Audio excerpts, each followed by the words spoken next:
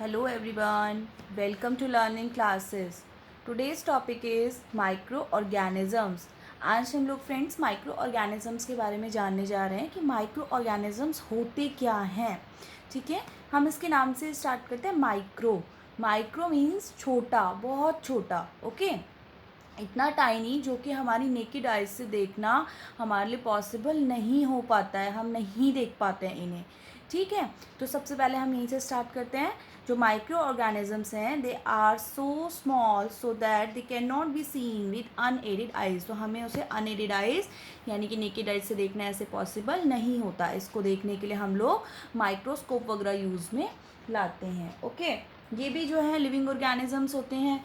Example fungus on bread. अभी rainy season चल रहा है ना फ्रेंड्स, सबको पता है इस वक्त रेनी सीज़न है. तो इस रेनी सीज़न में जो है ब्रेड वगैरह में बहुत जल्दी फंगस आ जाती है ना. तो ये जो फंगस वगैरह होती है अगर हम माइक्रोस्कोप से देखेंगे तो बहुत अच्छे से हमें दिखाई देती है कि किस तरह से इसमें फंगस आई है, क्या क्या इसके जो हैं माइक्रो ऑर्गेनिज्म से हमें उसमें ध्यान से दिखाई देते हैं. ठीक है, अब नेक्स्ट इज़ जो माइक्रो ऑर्गेनिज्म है वो बेसिकली 4 जो है इसकी कैटेगरीज होती हैं जिनमें ये डिवाइड होता है. ओके, माइक्रो ऑर्गेनिज्म की 4 कैटेगरी में सबसे फर्स्ट वन है बैक्टीरिया.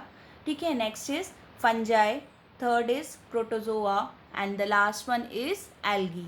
ठीक है, और इसके बारे में बहुत ज़्यादा डिटेल में नहीं है, अभी मैंने इतना ही आपको यहाँ समझाया है. Okay, next is friends viruses. क्या जो वायरसेस होते हैं वो भी माइक्रो ऑर्गेनिजम्स होते हैं? No friends, they are not microorganisms. ये भी माइक्रोस्कोपिक ही होते हैं, बहुत छोटे ही होते हैं, बट ये माइक्रो ऑर्गेनिजम्स से डिफरेंट होते हैं. ठीक है, तो कई बार एग्जाम में आप लोग के ये क्वेश्चन आ भी जाता है, पूछ भी लेते हैं. तो जो वायरस होते हैं they are also microscopic but are different from other microorganisms. तो ये अदर माइक्रो ऑर्गेनिजम्स से डिफरेंट होते हैं. फॉर एग्जाम्पल जैसे हमें कोल्ड हो जाता है, फ्लू हो जाता है, मोस्ट ऑफ कफ्स हो जाते हैं, तो ये सब जो है एग्जाम्पल ऑफ वायरसेस होते हैं बिकॉज ऑफ वायरस.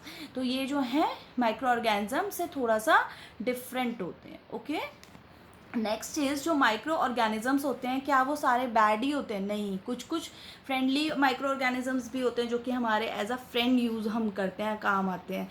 जैसे कि हम लोग घर में दही खाते हैं, ठीक है, और ब्रेड खाते हैं, केक खाते हैं. ये सारे जो होते हैं हमारे जो फ्रेंडली माइक्रो ऑर्गेनिजम्स हैं उन्हीं से प्रिपेयर्ड होते हैं. Let's see, friendly microorganisms are use in preparation of curd, bread and cake. तो हमारे जो फ्रेंडली माइक्रो ऑर्गेनिजम्स होते हैं ना वो लोग हम लोग ब्रेड, कर्ड, केक को जो है बनाने में यूज़ करते हैं. देखिए, next point is the bacterium lactobacillus. The bacterium lactobacillus promotes the formation of curd. Bacterium means bacteria का सिंगुलर फॉर्म. ओके, लैक्टोबैसिलस एक बैक्टीरियम है जो कि फॉर्मेशन ऑफ कर्ड में आपके यूज़ आता है. जैसे कि हमें कर्ड अगर हमें अपना जमाना होता है तो हम क्या करते हैं, थोड़ा सा कर्ड डाल देते हैं, हल्के से जो है माइल्ड सा दूध हम गर्म करके, तो उसमें आपका जल्दी से फर्मेंट हो जाता है. तो क्या होता है, वो माइक्रो ऑर्गेनिज्म है बट वो हमारा फ्रेंडली माइक्रो ऑर्गेनिज्म है. कौन सा? लैक्टोबैसिलस. तो पूछा भी जाता है कि कौन सा जो है बैक्टीरियम यूज आता है for the formation of curd. तो लैक्टोबैसिलस बैक्टीरियम आपका यूजेज में आता है. ये फिलिप्स में एज अ एमसीक्यू में बहुत बार पूछा भी जाता है. ठीक है, next one is east is use for the commercial production of alcohol and wine. जो मोस्ट ऑफ द एल्कोहल और वाइन्स जो होती हैं, जो प्रोड्यूस होती हैं, बनती हैं, उसके प्रोडक्शन के लिए भी आपका ईस्ट फॉर्म में जो है यूज़ में लाया जाता है. ठीक है, ये कुछ एक ऐसे पॉइंट्स हैं जो एग्ज़ाम में आपके एमसीक्यूज़ में या बड़े क्वेश्चंस के बीच में इस तरह से आपके यूजेज में आ पाएंगे. नेक्स्ट इज हमारा मस्कीटोज़. देखिए, 7th पॉइंट, जो मस्कीटोज़ होते हैं फ्रेंड्स, सारे ही मस्कीटोज़ वाटर में ही ब्रीड करते हैं. ठीक है, यानी कि वहीं इसीलिए बोला जाता है कि जो है घर के आसपास पानी इकट्ठा ना होने दें. ठीक है, तो जो हमारे मस्कीटोज़ हैं they all mosquitoes breed in water. ठीक, नेक्स्ट इज जो हमारा डेंगू होता है, जो अभी ये जो रेनी सीज़न है इस टाइम पे तो बहुत ज़्यादा आप सुनने में आएगा आप लोग को। तो डेंगू जो होता है उसका जो कैरियर होता है वो कौन होता है, female aedes mosquito. Female aedes mosquito acts as carrier of dengue virus. Carrier के बारे में आप लोग थोड़ा सा समझा देती हूँ। कैरियर क्या होता है, जो आपकी ये हाउस फ्लाइज या मक्खी मच्छर जो होते हैं ये सारे आपकी बीमारियां इधर से उधर लेके जाते हैं। तो ऐसी फीमेल एडीज़ मॉस्किटो होता है जो as a carrier of dengue virus आपके यूज मतलब फैलाता है। ठीक है फ्रेंड्स, तो फीमेल एडीज़ मॉस्किटो का आपका पूछ में सकते हैं वो लोग एग्जाम में।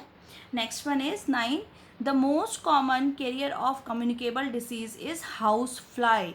तो जो हाउस फ्लाई होती है ना हमारी, ये जो है सबसे ज़्यादा डिसीजेज इधर से उधर जो है फैलाती है। तो कम्युनिकेबल डिसीजेस क्या होते हैं फ्रेंड्स, कम्युनिकेबल डिसीजेज वो डिसीज़ होते हैं जो एयर वाटर या कोई फिजिकल कॉन्टैक्ट इस तरह से है, मतलब छूने वगैरह से इस तरह से फैलती हैं, तो वो हमारी डिसीजेस कम्युनिकेबल डिसीजेस कहलाती है, जो कम्युनिकेट हो सकती हैं वेरी इजीली। कम्युनिकेट होना बहुत ईजिली हो जाता है इन वाली डिसीज़ का, ठीक है, बहुत ईजिली आप फैलती हैं। तो ये इसका सबसे मेन रीज़न क्या होता है, हाउस फ्लाई होती है ना जो, वो सबसे ज़्यादा इस डिसीज़ को फैलाती है। Last one is there is probably no environment in which bacteria can not survive. और ऐसा कोई भी एनवायरनमेंट नहीं होता है जिसमें कि जो बैक्टीरियाज होते हैं वो सर्वाइव ना कर पाएँ। ठीक है, प्रोबेबली हर एक आइस कोल्ड में, गर्मी में, सर्दी में, हर उसमें ही जो बैक्टीरियाज होते हैं वो सर्वाइव कर जाते हैं अपने।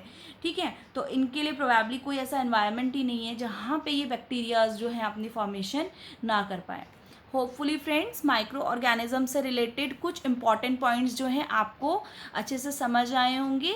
और अगर आपको मेरी वीडियो माइक्रो ऑर्गेनिजम्स पसंद आए तो प्लीज़ चैनल को लाइक करें, शेयर करें, सब्सक्राइब करें and hit the bell icon to get notification. Thank you friends.